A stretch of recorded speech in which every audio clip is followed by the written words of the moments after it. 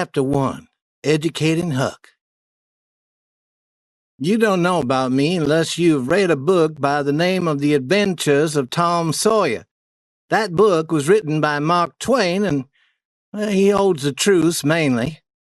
Not all the parts of the story are true, but most of it is. I don't know anyone who tells the truth all the time, except perhaps Aunt Polly, or the widow Douglas, or Tom Sawyer's sister Mary. Now, these people are written about in The Adventures of Tom Sawyer. That book ends like this. Tom and I find money that was stolen, and we are allowed to keep it. We become rich. We each have $6,000 in gold. Judge Thatcher put the money in the bank for us, and we can have $1 a day. That is more money than a person can know how to spend. The widow Douglas took me into her home to live, but I did not enjoy living in a nice house. I put on my old clothes and ran away and was free and happy. But Tom Sawyer found me and said that if I wanted to join his club and be friends, I would have to return to live with the widow. For this reason, I returned to live with her. The widow cried over me and gave me new clothes to wear, but I hated those new clothes. I felt too warm in them. I could not move my arms and legs freely. When supper was being served, the widow always rang a bell, and I had to come quickly. I was happier when I could eat whenever I chose to, though this meant I had to make meals of the bits of food other people had thrown away. When I asked permission to smoke, the widow said no. She thought that smoking was a dirty habit and told me that I must not smoke. Her sister, Miss Watson, a woman who had never married and who had no children of her own, came to live with her. She thought that she could change me and make me a better person by educating me and teaching me to spell. She worked with me for an hour until the widow made her stop. Miss Watson complained about everything I did. "Don't put your feet up there, Huckleberry. Sit straight in your chair. Why can't you improve the way you act? Don't be so disrespectful to those who are trying to correct you." Then, when she told me about hell and said that it was where bad people go when they die, I said that I wished I was there already. Well, she got angry when I said that, but I didn't intend to make her angry. All I wanted was a change. I wanted to go somewhere, anywhere. I didn't care where it was. Hell had to be better than the life I was forced to live. Miss Watson said that it was sinful to talk that way. She lived in a way that would allow her to go to heaven when she died.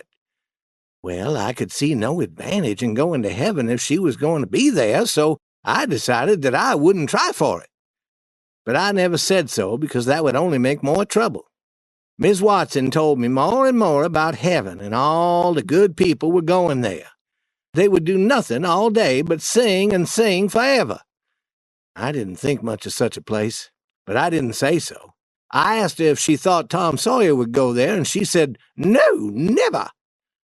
I was glad to hear that because I wanted to be where Tom Sawyer was going to be. Miss Watson continued to complain about my behavior, which made me feel unhappy and lonely. In the evening, before we went to sleep, she said prayers for me. I went to my room and sat in a chair and tried to think of something cheerful, but I couldn't. I felt so lonely that I wished I was dead.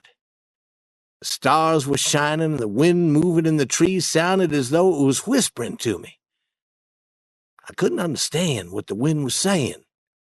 Far away in the trees, I heard the kind of sound that a ghost makes when it wants to tell about something but can't make itself understood.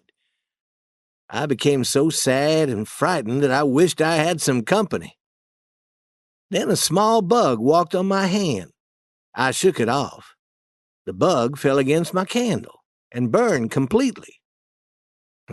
I didn't need anyone to tell me that this was a bad sign which would bring me bad luck. To try to change my luck, I stood up and turned around 3 times and made a cross on my chest each time. Then I tied a thread around some of my hair. But I didn't really think that it would change my luck. I didn't know of any way to change the bad luck that comes from killing a small bug. I sat down again, feeling very frightened. The house was very quiet. Everyone was asleep. Far away I heard a clock go boom, boom, boom, 12 times. Midnight. Then all was quiet again. Soon I heard a quiet meow, meow outside my window. I answered, meow, meow, as quietly as I could. Then I climbed out of my window and onto the porch roof. From the roof I jumped to the ground and walked slowly among the trees. There was Tom Sawyer waiting for me.